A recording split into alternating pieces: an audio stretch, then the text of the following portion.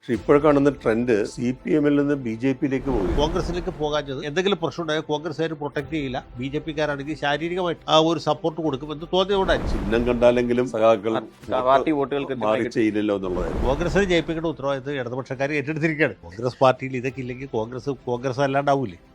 ഇതൊക്കെ ഉണ്ടെങ്കിലാണ് കോൺഗ്രസ് ആവും. പാർലമെന്ററി രാഷ്ട്രീയത്തിൽ ഒരു റിട്ടയർമെന്റ് ഏജ് വേണം എന്നൊരു അഭിപ്രായം. പുള്ളി എതിർക്കാന്ന് പറഞ്ഞത് വലിയ റിസ്ക്കാണ്. അമ്പലപ്പുഴയിൽ പ്രത്യേകിച്ച് അതാണ് ഒരു ബുദ്ധിമുട്ട്. ചില ആൾക്കാരെ എതിർക്കാൻ പറ്റില്ല. PR എന്ന് പറഞ്ഞാൽ അങ്ങനെയാണല്ലോ, കുറെ പണം ഇറങ്ങുന്നു, അതെ. അത് കുറെ പേർക്ക് ബോർഡ് എഴുതുന്നവർക്കും ചുവരെഴുതുന്നവർക്കും ഒക്കെ കിട്ടുന്നു. കിട്ടും. അങ്ങ് പറയുന്നത് പോലെ ഒരു ആളാണ് പാർട്ടി സെക്രട്ടറി ആകേണ്ടതെങ്കിൽ ഒരു പേര് പറയാമോ?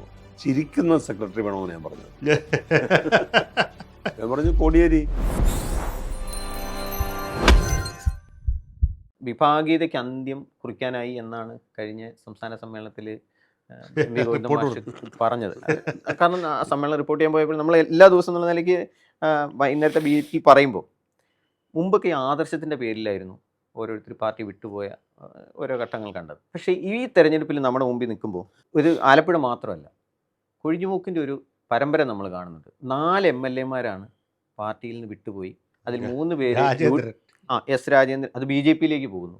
PK ശശി ഷൊർണൂർ MLA ആയിരുന്നു, അദ്ദേഹം പാർട്ടി വിട്ട് വിമതനായി ഒറ്റപ്പാലത്ത് മത്സരിക്കുമെന്ന് പറയുന്നു. ഇങ്ങനെ G. സുധാകരൻ, അൻവർ, ഐഷ പോറ്റി കൊട്ടാരക്കരയിൽ മത്സരിക്കാൻ പോകുന്നു. ഇങ്ങനൊരു സാഹചര്യം മുമ്പ് CPM-ൽ ഇങ്ങനെ ഒരു ഒറ്റപ്പെട്ട സംഭവങ്ങളായി കണ്ടിരുന്നത്. ഇത് ഒരു കൂട്ടത്തോടെ ഇങ്ങനെ മത്സരിക്കും. എന്തുകൊണ്ടാണ് ഇങ്ങനെ ഒരു സാഹചര്യം CPM-ൽ? കാരണം ഈ ഒരു വശത്ത് വിഭാഗീയത ഇല്ല എന്ന് പറയുമ്പോൾ പോലും പാർട്ടിയിലെ പ്രശ്നങ്ങൾ കൂടുതൽ രൂക്ഷമാണെന്ന് തെളിയിക്കുന്ന സംഗതികൾ കൂടിയല്ലേ ഇത്?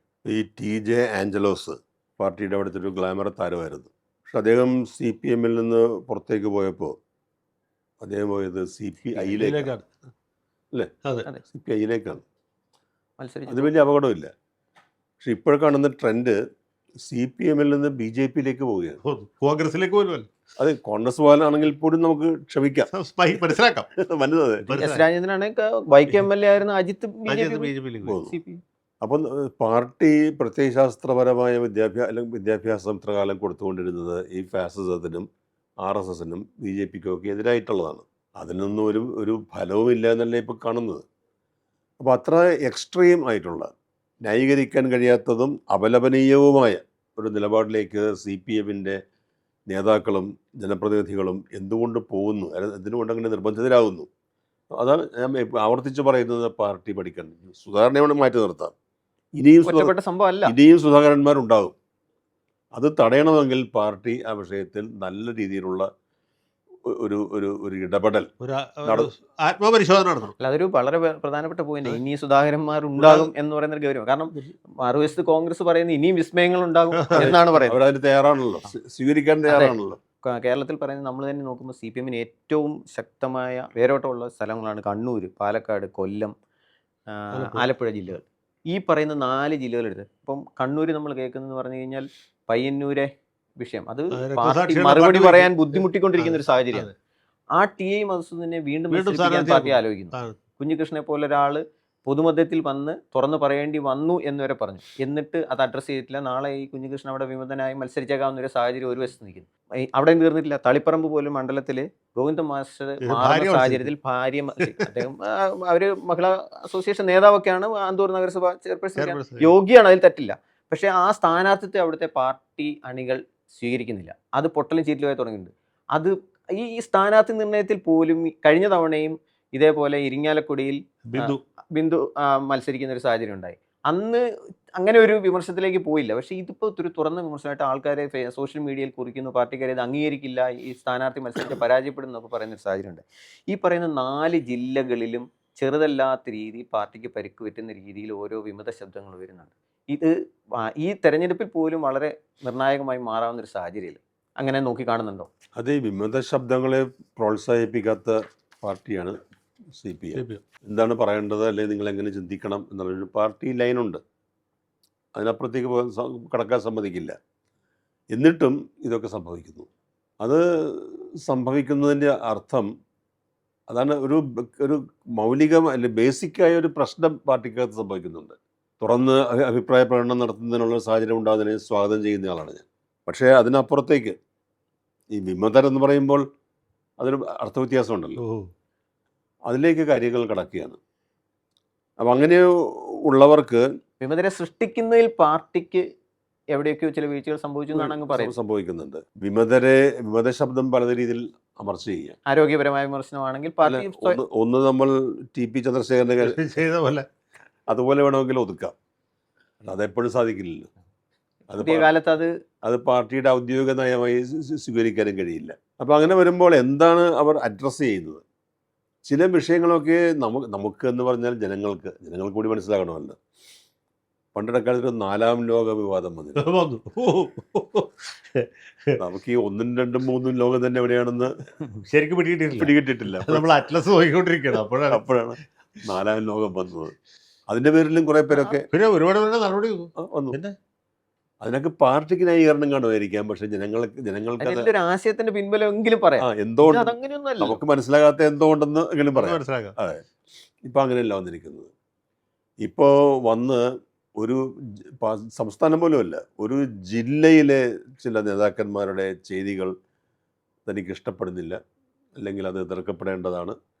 അങ്ങനെയുള്ള കൊച്ചു ഇപ്പോൾ ജി സുധാകരനാണല്ലോ ചർച്ചാ വിഷയം. ഇവിടെ ജി സുധാകരനെ പോലെ സമുന്നതനായ ഒരു പാർട്ടി നേതാവിൽ നിന്ന് നമ്മൾ ഒരിക്കലും പ്രതീക്ഷിക്കാത്ത രീതിയിൽ വളരെ ചെറിയ കാര്യങ്ങൾ ആണിപ്പോൾ ചർച്ചാ വിഷയമായി വന്നിരിക്കുന്നത്.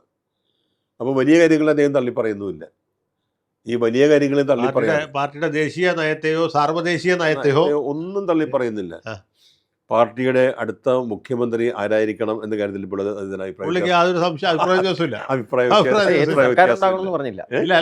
പിണറായി മുഖ്യമന്ത്രി ആകണം. LDF അധികാരത്തിൽ വന്നില്ലെങ്കിലും മുഖ്യമന്ത്രിയാണെന്ന് ആഗ്രഹിക്കുന്നത്, പിണറായി മുഖ്യമന്ത്രി ആകണമെന്ന് അദ്ദേഹത്തിന്റെ ആഗ്രഹം. അവിടെയാണ് ഈ പ്രശ്നങ്ങൾ വരുന്നത്.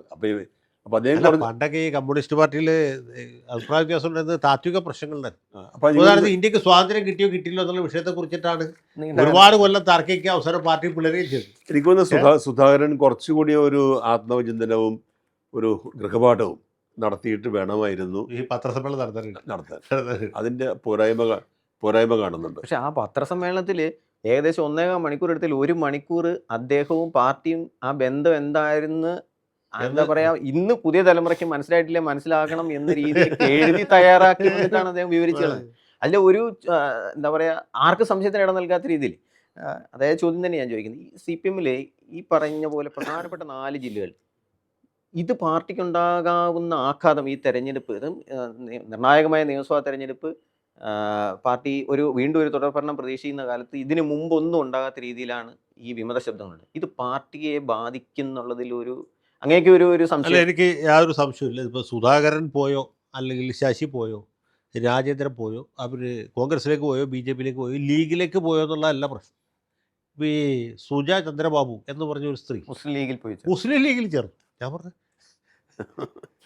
അത് സുജ ചന്ദ്രബാബു ആയതുകൊണ്ട് പറഞ്ഞാണ്, പ്രശ്നം തീർന്നില്ല. ഇവരുടെ ഭർത്താവ് ചന്ദ്രബാബു BJPയിൽ ചേർന്നു. അത് നിങ്ങൾ ശ്രദ്ധിച്ചു. അങ്ങനെ ഒരു സംഭവം. അപ്പോൾ സുജ ലീഗിലേക്കും ചന്ദ്രബാബു BJPയിലേക്കും പോകുന്ന കാലത്താണ് നമ്മൾ ജീവിക്കുന്നത്. അപ്പോൾ ഇവരും ചെറിയ ആളുകളല്ല. അപ്പോൾ ഇത് ഒറ്റപ്പെട്ട സംഭവമല്ല. ഇതിനേക്കാൾ വലിയൊരു പ്രശ്നം എന്ന് പറയുന്നത്, ഇതിപ്പോൾ നേതാക്കന്മാർ പോകുന്ന ഇപ്പോൾ ഒരുപക്ഷെ ഒരാൾക്ക് MLA ആയിട്ട് മത്സരിക്കാൻ സീറ്റ് കിട്ടിയില്ല, അല്ലെങ്കിൽ PK ശശി അർഹിക്കുന്ന രീതിയിലുള്ള അംഗീകാരം കിട്ടിയതായിട്ട് പുള്ളിക്ക് തോന്നിയില്ല. രാജേന്ദ്രൻ MM മണിയുമായിട്ടുള്ള അഭിപ്രായ വ്യത്യാസത്തിൻ്റെ പേരിലാണ് പോയത്.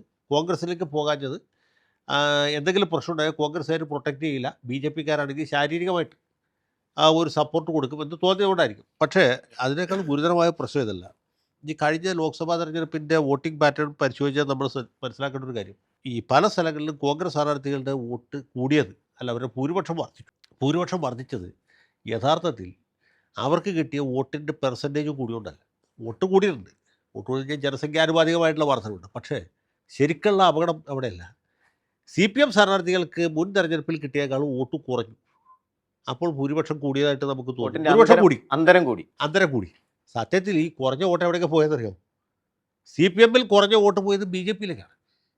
വടകരയിലും കണ്ണൂരും കോഴിക്കോട്ടും വരെ എന്ന് പറഞ്ഞാൽ ഇത് മൂന്നും BJPക്ക് താരതമ്യേന സ്വാധീനം കുറഞ്ഞ സ്ഥലങ്ങളാണ്. മാത്രമല്ല പാർട്ടിക്ക് ശക്തമായ കേഡറുകളുള്ള സ്ഥലമാണ്. അവിടെ ഇപ്പോൾ കണ്ണൂർ മണ്ഡലത്തിൽ CPM സ്ഥാനാർത്ഥിയുടെ വോട്ട് കുറഞ്ഞു.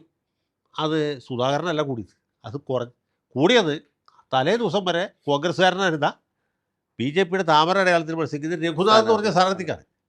അപ്പോൾ അയാൾ BJPക്കാരനായിട്ടും എല്ലാ ആൾക്കാരും വോട്ട് ചെയ്തത്. അത് കോൺഗ്രസ്സുകാരനാണ്. ആളുകൾ കൂട്ടിയത് താമരക്കാണ്.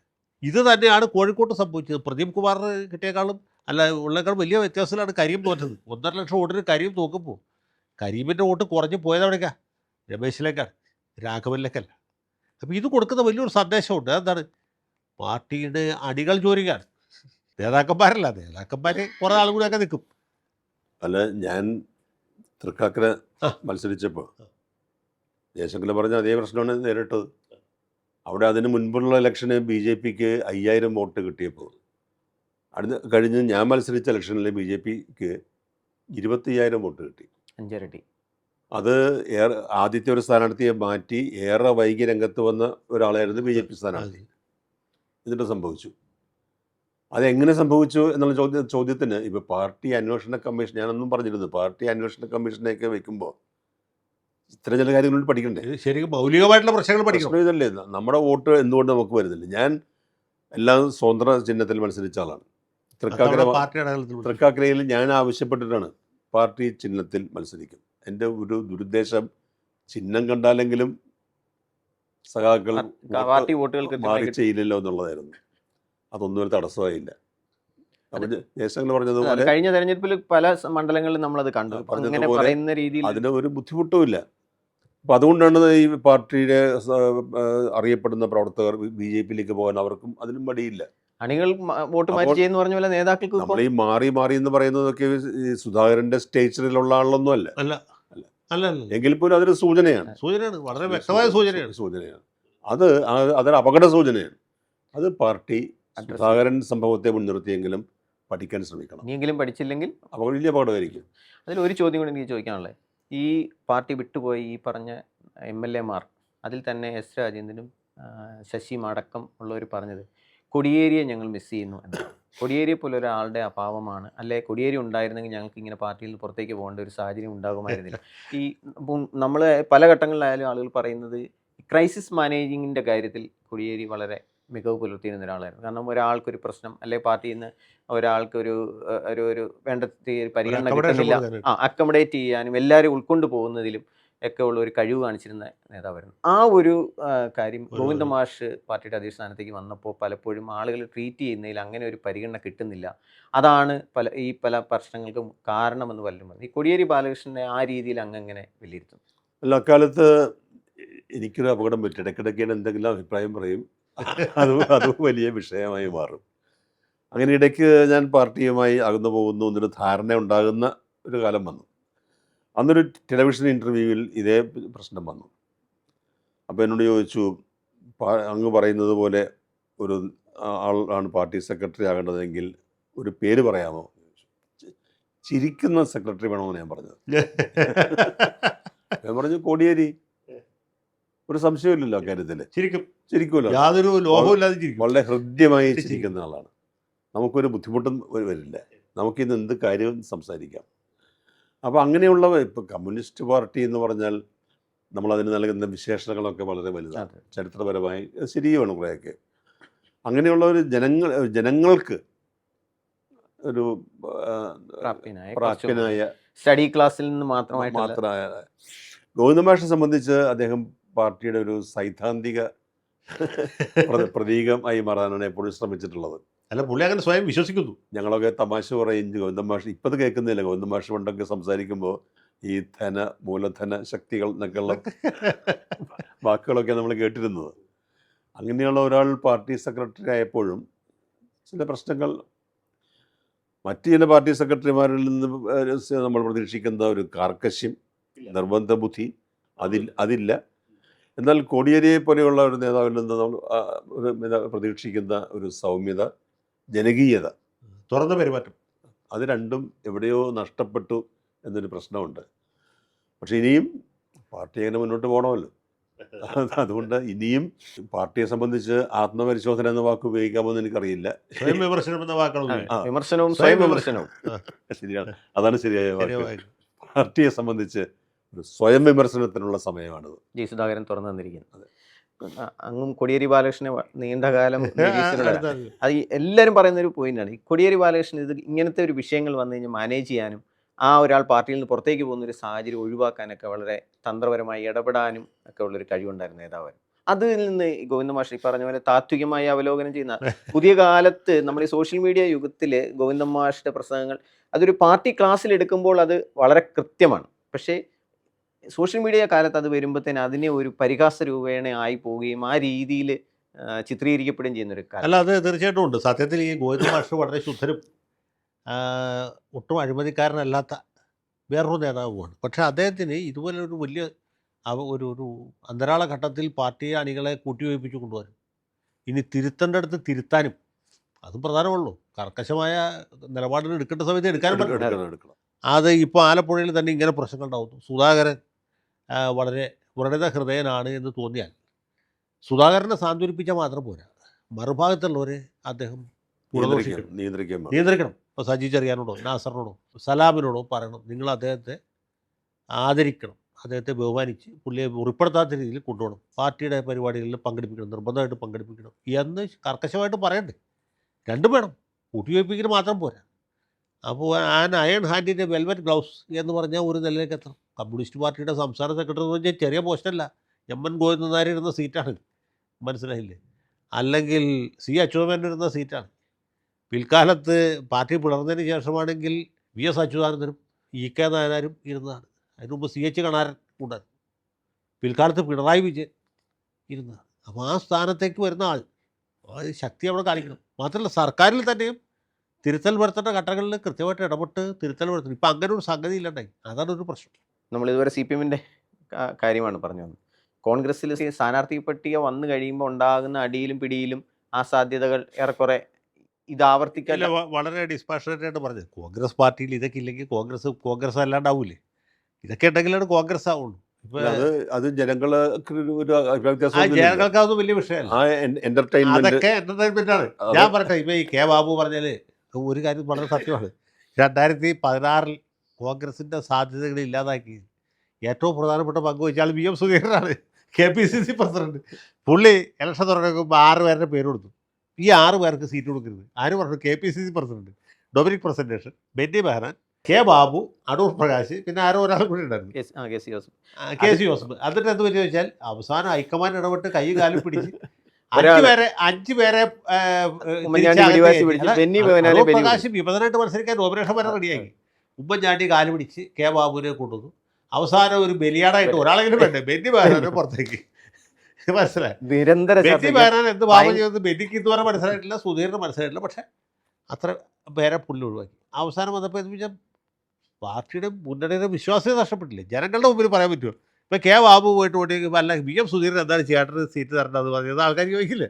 അല്ല, അത് ആദർശത്തിന്റെ പരിവേഷത്തിലാണ് സുധീരൻ എന്ന് പറയുന്നത്. സുധീരൻ പറയുമ്പോൾ അതിന് ആദർശമുണ്ട്. അതെ, അതാണ് ഈ ബാറുകൾ അടക്കേണ്ടി വന്ന തീരുമാനം ഇതേപോലെ ആദർശത്തിന്റെ പേരിൽ അല്ലെങ്കിൽ ബാറുകാരുടെ നിന്ന് കാശ് മേടിച്ചെന്ന ഒരു സിറ്റുവേഷൻ വന്നു കഴിഞ്ഞപ്പോൾ ഉമ്മൻചാണ്ടി എന്ത് വേണ്ടി ഉണ്ടോ ബാറെല്ലാം കൂടെ കൂട്ടി. അല്ല, കോൺഗ്രസ്സിൽ അതൊക്കെ സ്വാഭാവികമാണ്. പക്ഷേ ഇത്തവണത്തെ ഒരു പ്രത്യേകത, ഇപ്പോൾ കോൺഗ്രസ് സ്ഥാനാർത്ഥിക്ക് എതിരായിട്ട് വോട്ട് ചെയ്താലും ഈ നേരത്തെ പറഞ്ഞതിൻ്റെ ബാക്കിയാണ് ഈ പറഞ്ഞത്. മാർക്സിസ്റ്റുകാരുടെ അനുഭാവികളുടെ സഹയാത്രികരുടെയും വോട്ട് കൃത്യമായിട്ട് കോൺഗ്രസ് സ്ഥാനാർത്ഥിക്കാരെ കിട്ടും. X ആയിക്കോട്ടെ, Y ആയിക്കോട്ടെ, Z ആയിക്കോട്ടെ, അതിന് മാറ്റം വരില്ല. കോൺഗ്രസിന് ജയിപ്പിക്കേണ്ട ഉത്തരവാദിത്വം ഇടതുപക്ഷക്കാർ ഏറ്റെടുത്തിരിക്കുകയാണ്. അതൊരു ഉത്തരവാദിത്തമായിട്ട് ഏറ്റെടുത്തിരിക്കുകയാണ്. ഇപ്പം നമ്മുടെ മുമ്പിലുള്ള ഏറ്റവും വലിയ വിഷയം എന്ന് വെച്ചാൽ കോൺഗ്രസിൽ MP-മാർ നിയമസഭയിലേക്ക് മത്സരിക്കാനായിട്ട് ഇടികൂടുന്നൊരു സിറ്റുവേഷൻ. ഇത് ശരിക്കും ജനങ്ങളെ പരിഹസിക്കുന്നതില്ല. കാരണം ഇതിൽ കുറച്ച് പേര് നമുക്കറിയാം, നിയമസഭയെ മത്സരിച്ച് MLA ആയിരിക്കും പകുതി വഴിക്ക് ലോക്സഭയിൽ പോയ ആളുകളാണ്. അവർ കഴിഞ്ഞ തവണ ലോക്സഭയിൽ നിന്ന് കുഞ്ഞാലിക്കുട്ടി വന്ന് കേരളത്തിൽ മത്സരിക്കാൻ വന്ന ആ ഒരൊറ്റ വരവ് കോൺഗ്രസ് ഉണ്ടാക്കി, UDF ഉണ്ടാക്കിയ ഡാമേജ് ചെറുതല്ല. അങ്ങനെ ഒരു സാഹചര്യത്തിൽ MP-മാരുടെ ഈ MLA-മാരാകാനുള്ളൊരു മത്സരത്തെ ജനം എങ്ങനെ നോക്കിക്കാണുന്നതെന്ന് വിചാരിച്ചു. അല്ല, കുഞ്ഞാലിക്കുട്ടി ഒരു മാന്യത കാണിച്ചു. തെരഞ്ഞെടുപ്പിന് മുമ്പായിട്ട് MP സ്ഥാനം രാജിവെച്ചു. അതുകൊണ്ട് എന്ന് വെച്ചാൽ നിയമസഭാ തെരഞ്ഞെടുപ്പിലൂടെ ലോക്സഭയിലേക്കുള്ള ഉപതെരഞ്ഞെടുപ്പ് വോട്ട് ചെയ്യാം. കാരണം എന്താ വെച്ചാൽ വേറെ കൂടുതൽ ചിലവ് അധികം വന്നില്ല. പക്ഷേ ഇവിടെ നടക്കുന്നത് അങ്ങനെയല്ലോ. ഇവന്മാരൊക്കെ ലോക്സഭയിൽ ഇരുന്നുകൊണ്ട് നിയമസഭയിലേക്ക് മത്സരിക്കണം. അതായത് അച്ഛൻ്റെ ഒപ്പം മരിക്കുകയും ചെയ്യണം, അമ്മയുടെ ഒപ്പം ഇരിക്കുകയും ചെയ്യണം എന്നുള്ളതാണ്. അതിൽ പ്രശ്നം എന്ന് വെച്ചാൽ ഇത് നാട്ടുകാരുടെ ഇടയിൽ പരിഹാസപാത്രമാകുന്നത് മാത്രമല്ല, ഇത് കൊടുക്കുന്ന ഒരു സൂചനയുണ്ട്. എന്നറിയോ? ദേശീയ രാഷ്ട്രീയത്തിൽ സമീപകാലത്തൊന്നും കോൺഗ്രസ് ക്ലച്ച് പിടിക്കുകയില്ല, ഇവരൊന്നും അവിടെ എന്ന കാര്യം എസ്റ്റാബ്ലിഷ് ചെയ്യും. അതല്ല അതിൽ പ്രധാനപ്പെട്ട കാര്യം. ലോക്സഭയിൽ എന്നിട്ട് ഒരു കാര്യമില്ല. കുഞ്ഞാലിക്കുട്ടി പോയത് ഫാസിസത്തിനെതിരെയുള്ള പോരാട്ടത്തിന്റെ ഭാഗമായിട്ടാണ്. അവിടെ ചെന്നപ്പോഴാണ് മനസ്സിലായത് ഇത്രയൊക്കെ നടക്കുള്ളൂ എന്നുള്ള. ആ ഒരു വിമർശനം ശരിക്കും കോൺഗ്രസ് പിന്നെ? നേരിടുന്നൊരു അല്ല, ഇത് നമ്മുടെ നരേന്ദ്രമോദിയുടെ ഒരു പ്രധാനപ്പെട്ട ആശയമാണല്ലോ, ഒരു രാഷ്ട്രം ഒറ്റ ഒറ്റ തെരഞ്ഞെടുപ്പ്. തെരഞ്ഞെടുപ്പ്. ഞാൻ അതിനെ എതിർക്കുന്ന ആളാണ്.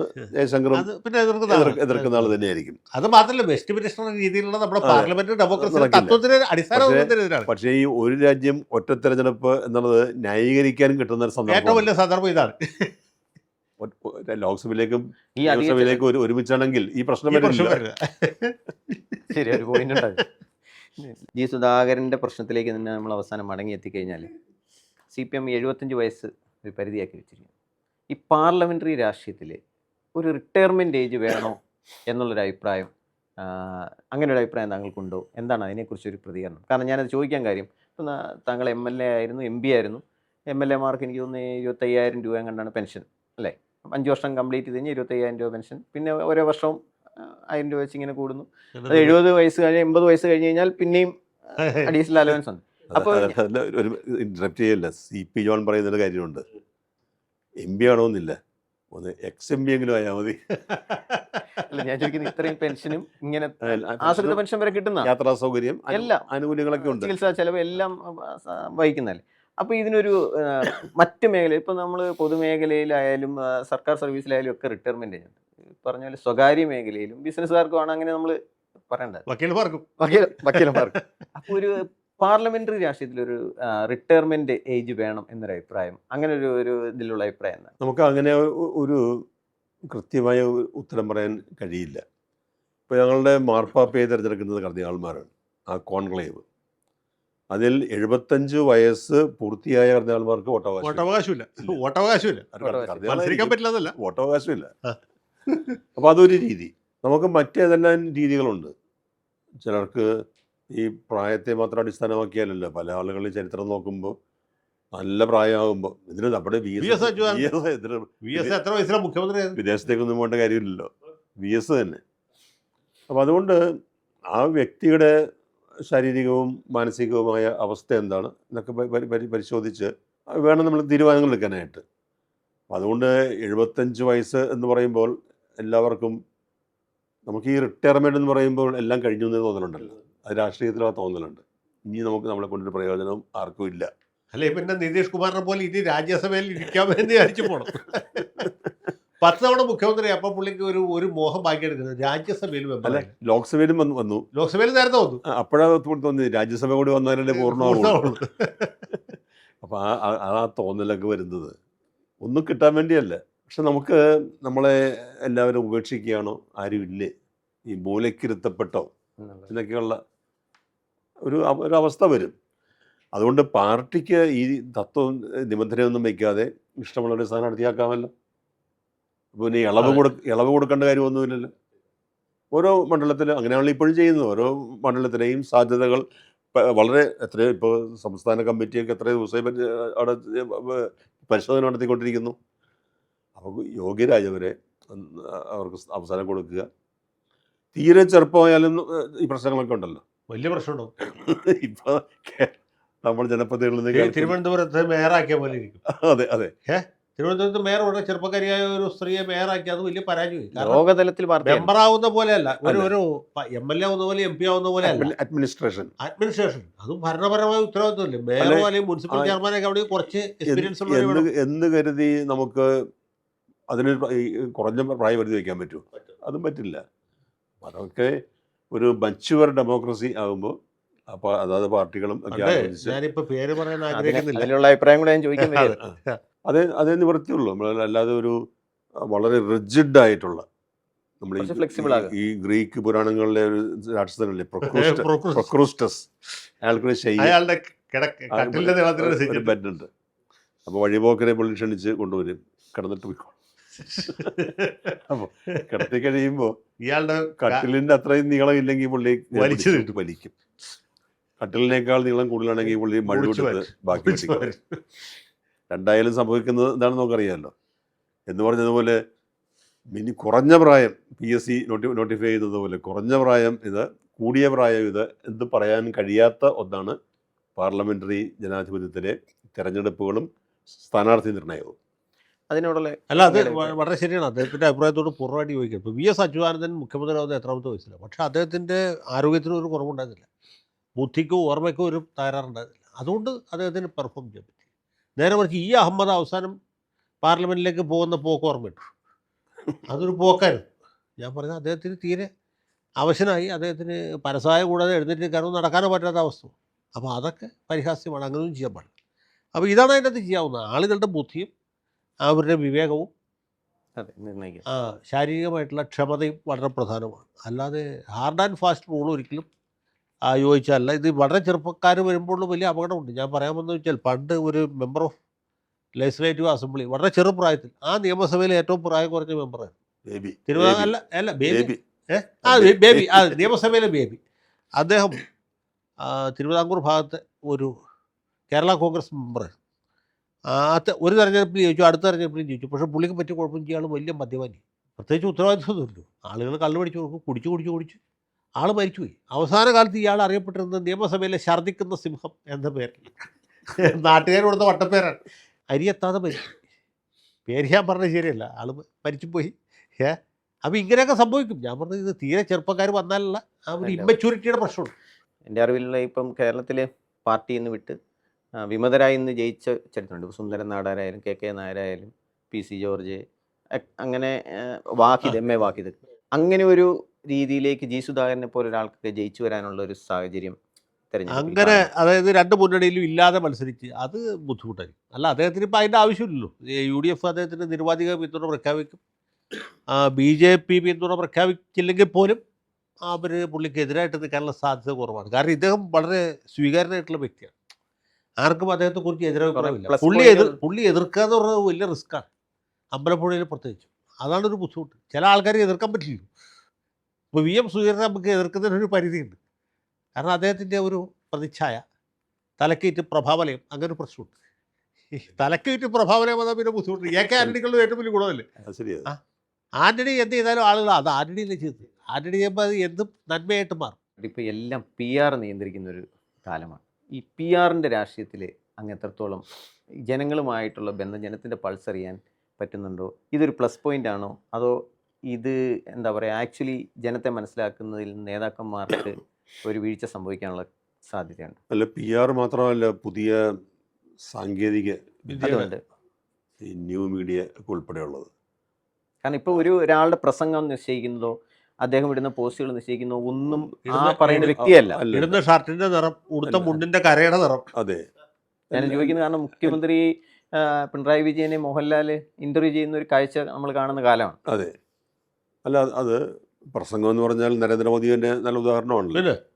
വളരെ അദൃശ്യമായ ടെലിപ്രോംപ്റ്റർ, അതൊക്കെ വിദഗ്ധമായി ചെയ്യുന്നുണ്ട്. അപ്പോൾ നമുക്കിപ്പോൾ പഴയ കാലം പോലെ അല്ലല്ലോ, ഓരോ വീടും കയറി ഇറങ്ങി നോട്ടീസ് കൊടുക്കേണ്ട കാര്യമൊന്നുമില്ല. ഈ ന്യൂ മീഡിയ സോഷ്യൽ മീഡിയ ഉപയോഗപ്പെടുത്തിക്കൊണ്ടുള്ള കാര്യങ്ങളൊക്കെ ഉണ്ട്. പക്ഷേ ഇതൊക്കെയാണെങ്കിലും ഏറ്റവും വികസിതമായ ജനാധിപത്യം എന്നൊക്കെ നമ്മൾ വിശേഷിപ്പിക്കുന്ന അമേരിക്ക ഉൾപ്പെടെ തെരഞ്ഞെടുപ്പിൽ ജയിക്കണമെങ്കിൽ സ്ഥാനാർത്ഥി വോട്ടറെ നേരിൽ കണ്ട് അവൻ്റെ തോളത്ത് തട്ടി വോട്ട് ചോദിക്കണം. അപ്പോൾ ആ പരമ്പരാഗത രീതികൾ വിട്ടുള്ള ഒരു പ്രവർത്തനവും വോട്ടർ അംഗീകരിക്കില്ല. കാരണം എനിക്ക് ആകെ ഒരു പ്രാധാന്യമുള്ളത് എൻ്റെ വീട്ടിൽ ഈ പറഞ്ഞ സ്ഥാനാർത്ഥി വരുന്നത്, ഞാൻ അതിനുവേണ്ടി കാത്തിരിക്കുകയാണ്. അപ്പോൾ ഞാൻ മൊബൈലിൽ തുറന്ന് സ്ഥാനാർത്ഥിയുടെ അപ്പീൽ വായിച്ചിട്ട് വോട്ട് ചെയ്യാൻ പോവില്ല. അതുകൊണ്ട് PR ഒക്കെ നടക്കട്ടെ, നല്ല കാര്യങ്ങളാണ്. ഇപ്പോൾ ഈ പരസ്യങ്ങളുടെ കാലമല്ലേ, ഇപ്പോൾ ജാക്കറ്റ് പരസ്യങ്ങൾ നരേന്ദ്രമോദിൻ്റെ ഒക്കെ ആയിട്ട് ഒരു പരസ്യം, ഒരു സർക്കാരിന്റെ പരസ്യമാണ് കേരളത്തിൽ. രേവണ്ണയ്ക്ക് എന്ത് കാര്യം കേരളത്തിൽ എന്ന് ചോദിച്ചാൽ ഞാനതിനെ ന്യായീകരിക്കുന്നത്, നമ്മുടെ ഇപ്പോൾ പത്രങ്ങൾക്കുള്ള വരുമാനമൊക്കെ കുറവ്, തീർച്ചയായിട്ടും കുറേ പണം വരട്ടെ. അപ്പോൾ PR എന്ന് പറഞ്ഞാലും അങ്ങനെയാണല്ലോ, കുറേ പണം ഇറങ്ങുന്നു, അത് കുറേ പേർക്ക് ബോർഡ് എഴുതുന്നവർക്കും ചുവരെഴുതുന്നവർക്കും ഒക്കെ കിട്ടുന്നു. അങ്ങനെയൊക്കെയുള്ള പ്രയോജനമല്ലാതെ തെരഞ്ഞെടുപ്പ് എന്ന് പറഞ്ഞാൽ ആ കൺവെൻഷണൽ രീതിയിൽ തന്നെ നടക്കണം. അമേരിക്കയിൽ ഈ ഇലക്ട്രോണിക് വോട്ടിങ്ങിനെതിരെ വന്ന വലിയ കാര്യം തന്നെ. മറ്റത് കടലാസ് ബാലറ്റ് പേപ്പർ കയ്യിൽ കിട്ടുന്നു, ആ മുദ്ര കിട്ടുന്നു, നമ്മൾ അതുമായി വന്ന് ഒരു നിമിഷാർദ്ധത്തിലെങ്കിലും ഒരു ആലോചന അവിടെ നടക്കും. ആ ആലോചന ചിലപ്പോൾ അവസാനം നമ്മൾ ഉദ്ദേശിച്ചു വന്ന ആളിനെ ആയിരിക്കില്ല കുത്തുന്നത്, തീരുമാനം മാറും. ഇലക്ട്രോണിക് വോട്ടുകൾ ഒരു നിർവികാരമായ വോട്ടിംഗ് അല്ലേ. അപ്പോൾ അതുകൊണ്ട് PR-ഉം ആധുനികമായ സാങ്കേതിക വിദ്യകളും എല്ലാം രംഗത്ത് വരട്ടെ. ഒരു സ്ഥാനാർത്ഥിയെ സംബന്ധിച്ച് ഒരു വോട്ടറെ നേരിട്ട് കാണാൻ, എത്ര പേരെ നേരിട്ട് കാണാൻ കഴിയുന്നോ അതാണ് വോട്ട്. തീർച്ചയായിട്ടും പേഴ്സണൽ അപ്പീൽ വളരെ പ്രധാനമാണ്. ഇപ്പോൾ ഈ നമ്മുടെ ഇപ്പോഴത്തെ ഞാനിപ്പോൾ ഒരാളുടെ പേര് പറയും, കെ ബാബുവിൻ്റെ തെരഞ്ഞെടുപ്പ് പ്രചരണം തുടങ്ങുന്നത് വോട്ടെണ്ണി തീരുന്ന ആ സമയത്ത് അടുത്ത 5 കൊല്ലം കഴിഞ്ഞുള്ള തെരഞ്ഞെടുപ്പിൻ്റെ പ്രചരണം അപ്പത്തൊട്ട് തുടങ്ങുകയാണ്.